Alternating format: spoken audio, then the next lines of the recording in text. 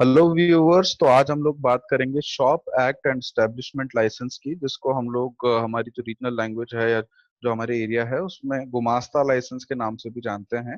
जो हमें हमारी म्युनिसिपल कॉरपोरेशन से लेना होता है, जिसमें बेसिकली आप शॉप में जो भी आपका कोई बिजनेस है या आप कोई भी शॉप चलाना चाहते हैं, तो उसके लिए आपको एक आपकी जो लोकल म्युनिसिपल कॉरपोरेशन है उनसे एक लाइसेंस लेना होता है, जिसका नाम है गुमास्ता लाइसेंस या फिर shop act and establishment licence. ठीक है, तो क्या क्या बेनिफिट्स हैं जो शॉप एक्ट लाइसेंस लेने के बाद आपको मिलते हैं, क्या क्या डॉक्यूमेंट्स जो हैं वो आपको हमारे पोर्टल पर सबमिट करने पड़ेंगे shop act and establishment licence obtain करने के लिए। तो सबसे पहली बात है, हम लोग डिस्कस करते हैं बेनिफिट्स के लिए।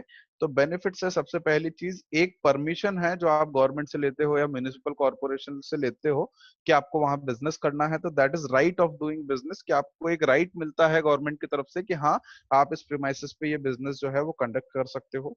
सेकंड होता है, अगर आप मान लीजिए बिजनेस के नाम से या फर्म के नाम से कोई भी बिजनेस अकाउंट ओपन करना चाहते हो, तो वो आपका इजीली ओपन हो जाता है क्योंकि आपके पास shop act and establishment license है। अगर मान लीजिए आपकी दुकान पर कोई भी इंस्पेक्शन होता है या कोई भी चेकिंग के लिए आता है, तो आप बता सकते हो कि आपके पास shop act and establishment license already आपने ऑब्टेन किया हुआ है लोकल म्युनिसिपल कॉर्पोरेशन से, और आपके पास परमिशन है जिसके थ्रू आप दुकान चला रहे हैं। और जो भी गवर्नमेंट बेनिफिट्स हैं जो गवर्नमेंट प्लान करती है एमएसएमई के लिए या फिर जितने भी स्मॉल बिजनेसेस हैं उनके लिए, उन सभी के लिए आप एप्लीकेबल होते हैं अगर आपके पास shop act and establishment license है तो। अब हम लोग बात करेंगे जो भी डॉक्यूमेंट्स हैं वो रिक्वायर्ड हैं shop act and establishment licence या गुमास्ता लाइसेंस बनवाने के लिए।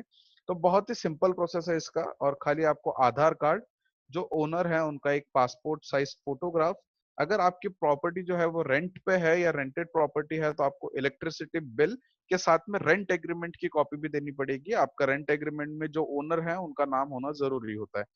शॉप का जो आपकी दुकान है या जो जो आपकी शॉप है, उसके ऊपर आपका शॉप नेम लिखा होना चाहिए अलोंग विद योर ओनर। जो आपके ओनर है वो शॉप के सामने खड़े होंगे, एंड जो उनका शॉप का नेम है वो उसके ऊपर बैनर के ऊपर दिख के आपको फोटो क्लिक करना है, और वो फोटो आपको साथ में भेजना है। इसके अलावा एक सेल्फ डिक्लेरेशन फॉर्म होता है जो हमारे पास से आपको मिल जाएगा, जिसकी कॉपी हम लोग आपको शेयर करेंगे, वो आपको ओनर से फिल करवा के साइन करवा के हमें शेयर करना होगा। तो इतना सिंपल डॉक्यूमेंट्स एंड प्रोसीजर है। आई होप आपको समझ आया होगा, and thank you so much everyone.